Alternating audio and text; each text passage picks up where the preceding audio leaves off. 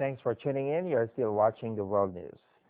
The sight of two dolphins twisting playfully in the murky waters of the Mekong River elicits barely squeals of delight from a boatland of eco-tourists. But a short distance upstream, river guard Pek Sokan sighs as he holds up two large tangled gill nets recently pulled from the murky water, evidence old habits die hard, despite a ban on the practice that ensnares many dolphins.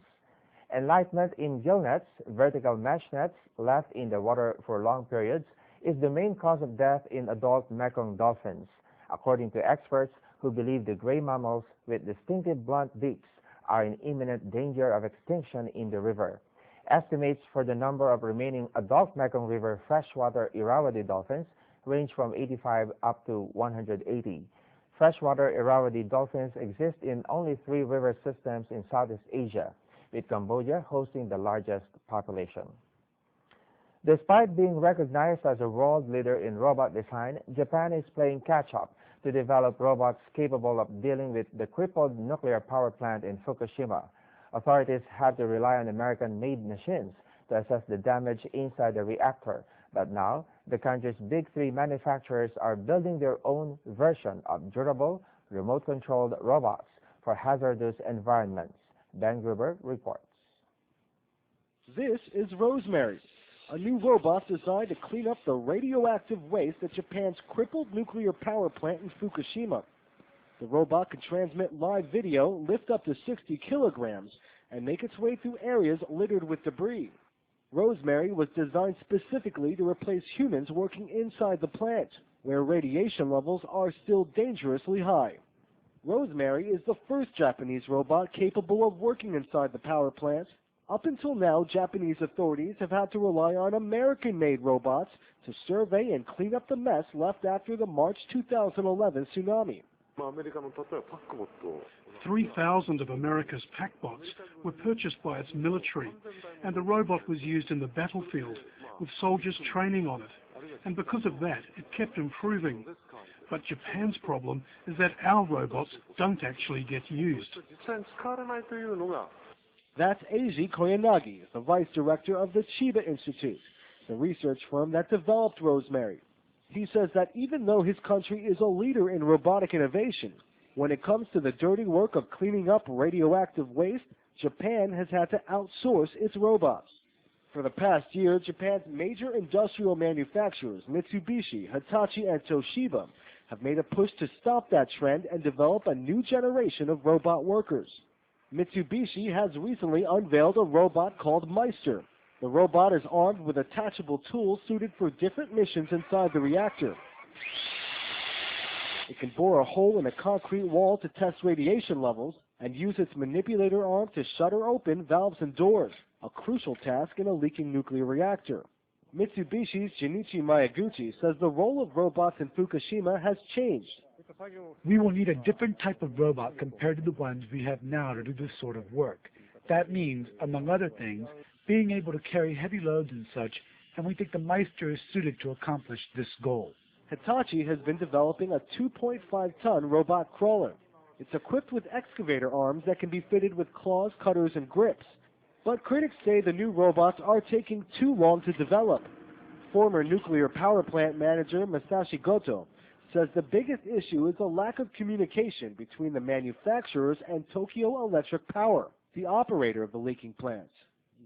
The manufacturers are assuming what the situation on the ground will be. Things will change once the robots hit the ground, so there'll be a lot of trial and error every time they come up with a problem. So this is a test bed. I have a strong feeling that the manufacturers are doing it for the sake of experimentation at this stage. Toshiba's 4-legged robot designed to work inside the plant is proof that the technology faces hurdles. The robot locked up during a demonstration. A clear reminder that developing robots designed to replace manpower still has a long way to go.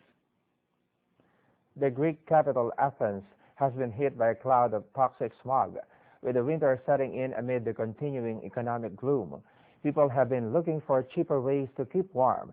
Many Greeks have turned the clock back and buying up old wood stoves for dusting up their fireplace, but it's making the air hard to breathe. Let's have the full report.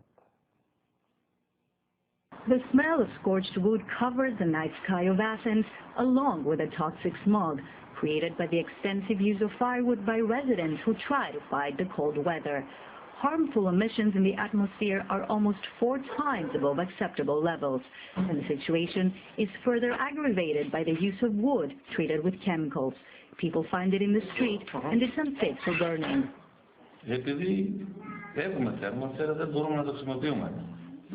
We have heaters, but we can't use them because both oil and electricity are too expensive. On the incomes that we're on, we can't pay the bills. We're now thinking about how to heat ourselves in a cheaper way. Most of the wood we get is from the street when people leave out old wooden furniture. When we don't have any wood, we'll buy some.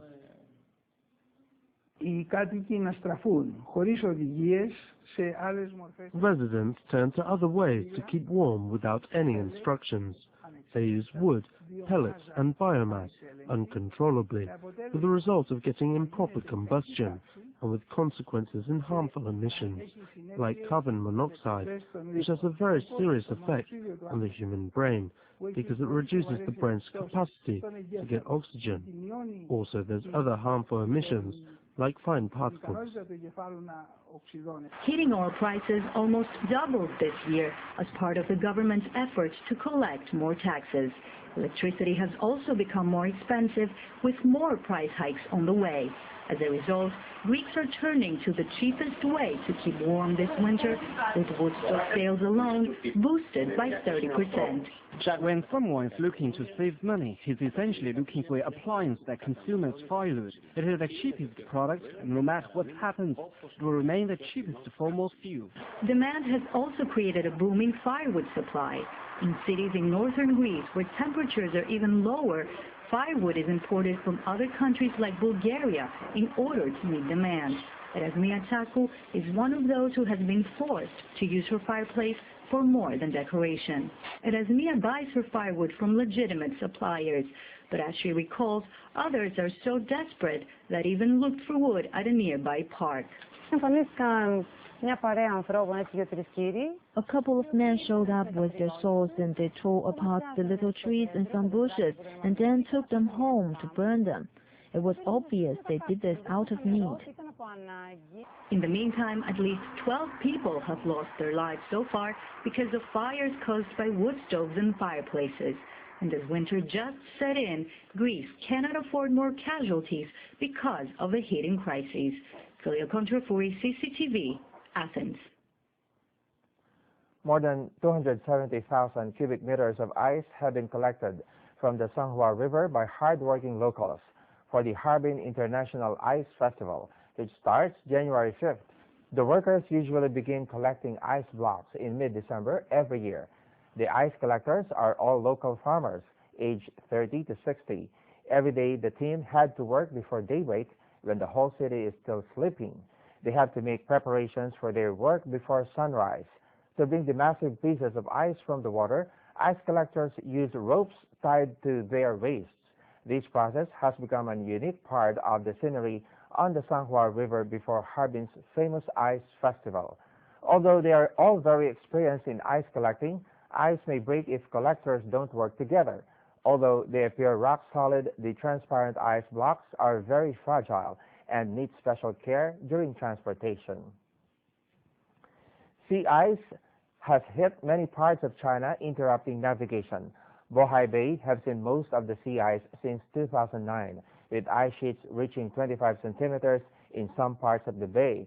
About 1,000 fishing boats are stuck in the ice. Here's a closer look. Sea ice extends 5 to 6 kilometers off the coast of Jiaozhou Bay. Over 100 fishing boats are currently stuck in the ice. The boats have frozen. I think they will stay that way until February or longer. The Fishing Administration Department has advised caution to both visitors and fishermen. It warned of the danger of ice collapse, as the thickness of the ice varies greatly from one point to another. Sea ice has also affected northeast China's Liaoning province. In waters around Jingzhou City, temperatures drop to minus 17 degrees Celsius. The average thickness of the ice can reach up to 15 centimeters, making it difficult for boats to navigate through. Sea ice hit Jingzhou almost 15 days earlier than expected. The thickness of the ice can range from 10 to 20 centimeters, which can be quite dangerous for larger ships. Sea ice has covered waters over an area of 1,500 square kilometers around Bohai and Laizhou Bay. That number is estimated to rise in the following days. Quentin Ving, CCTV. People around the world are sending letters and gifts to Father Frost in Russia as the New Year is approaching. Father Frost is a well-known Russian fairy tale character who brings presents on New Year's Eve. To reciprocate, Father Frost also receives presents from all over the world.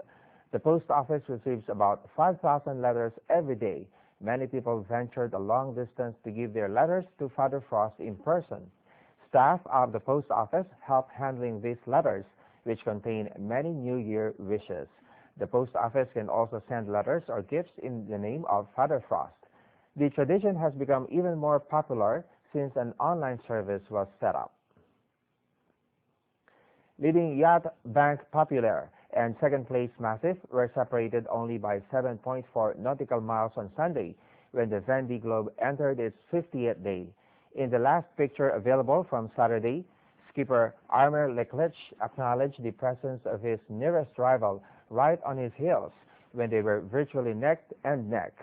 Leclerc and Gabbard have been leading the race and opened a 300 miles gap over third-place Virbac Paprec. A total of 13 boats remain in the Round the Globe Challenge. Last in the standings is Team Plastic, skippered by Italian Alessandro Di Benedetto. He is almost 5,000 miles adrift from the leading pair, but seems happy as he signs along opera music as part of the New Year celebrations, which are about to begin. The Vendée Globe started on November 10th this year, and after rounding Cape Horn, the fleet will be heading up the Atlantic towards France and the finish. On that note, we end today's World News. See you again next time. I wish you all a happy New Year.